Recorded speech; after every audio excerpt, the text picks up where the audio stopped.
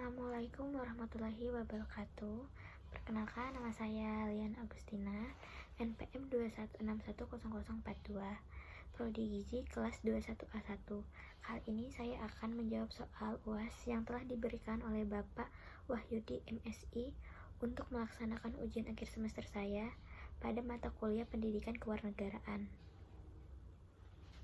Soal yang pertama, selama Anda mengikuti mata kuliah pendidikan kewarganegaraan selama 1 semester, apa yang Anda ketahui lebih jauh tentang pendidikan kewarganegaraan?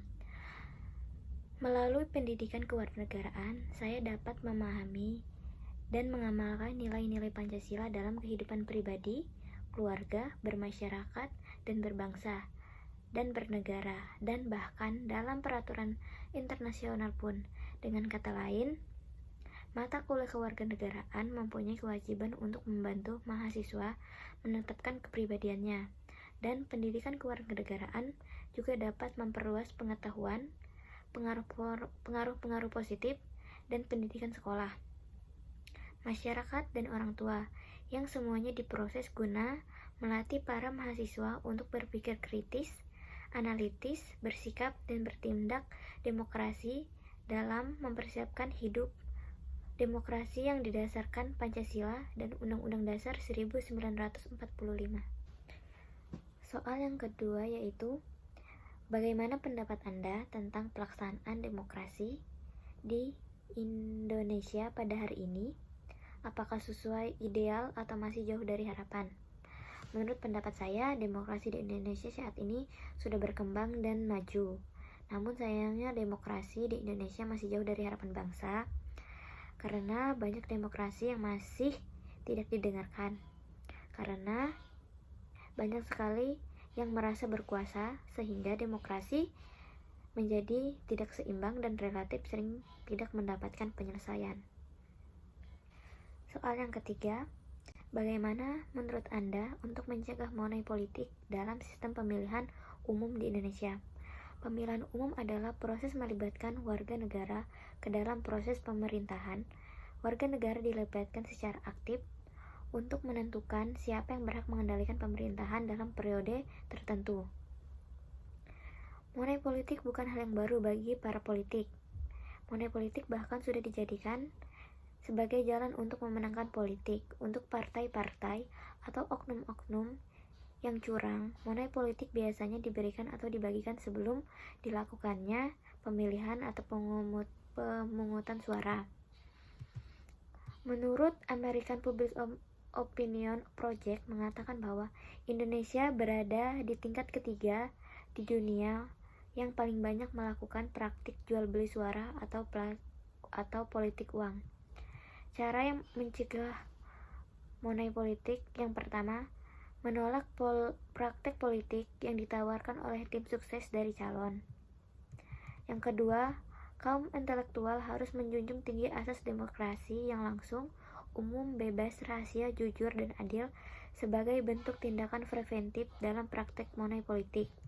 Yang ketiga, kaum intelektual harus bisa mensosialisasikan menggunakan bahasanya kepada khalayak atau masyarakat mengenai dampak praktek money politik, sehingga dari sini kaum intelektual dapat menjadi pelopor dalam pencegahan praktek money politik untuk merusak moral bangsa. Mengapa banyak rakyat yang terlibat dalam politik uang? Karena keadaan masyarakat yang sekarang di mana terjadi ketidakmampuan untuk memenuhi kebutuhan dasar makanan, pakaian, pendidikan, dan kesehatan. Nomor 4 yaitu, bagaimana pendapat Anda tentang komponen cadangan di Indonesia sebagai salah satu bentuk kewajiban bela negara bagi warga negara Indonesia? Apakah hal tersebut sesuai dengan Indonesia sebagai negara demokrasi? Menurut pendapat saya, komponen cadangan yang ditetapkan pemerintah sudah benar dan baik, karena di dalam komponen cadangan tidak ada paksaan, seperti yang telah ditetapkan dalam Undang-Undang Nomor 23 Tahun 2019 tentang Pengelolaan Sumber Daya Nasional untuk Pertahanan Negara, menyatakan komponen cadangan bukan wajib militer, tetapi salah satu program sukarela atau tidak wajib. Dan disebutkan juga dalam Kemhan menyebut tidak ada paksaan bagi warga negara untuk mengikuti seleksi komponen cadangan, sehingga tidak ada pelanggaran HAM dalam pembentukannya. Soal yang terakhir atau soal yang kelima adalah bagaimana harapan Anda untuk calon presiden Indonesia pada tahun 2024 yang akan datang. Menurut pendapat saya, semoga Indonesia bisa lebih baik lagi dan presiden beserta wakilnya bisa mengambil keputusan yang terbaik dengan tidak mudah berpengaruh oleh lembaga-lembaga yang lain dan dapat melaksanakan program-program yang telah direncanakan dalam visi dan misi, serta semoga kinerja pemerintahan kedepannya lebih baik lagi. Kebijakan-kebijakan yang sudah dijanjikan bisa dilaksanakan, serta mewujudkan pemberataan pembangunan dan ekonomi yang semakin membaik, karena menurut saya pemimpin yang baik, rakyatnya juga bisa lebih baik lagi. Adapun daftar pusaka yang saya ambil yaitu yang pertama American Public Opinion Project, yang kedua Undang-Undang Nomor 23 Tahun 2019 tentang pengelolaan sumber daya nasional untuk pertahanan negara, yang ketiga ada pendidikan politik dalam pencegahan politik uang menurut Aspinall dan Sukamajati tahun 2015. Sekian dari saya, kurang lebihnya saya mohon maaf. Wassalamualaikum warahmatullahi wabarakatuh.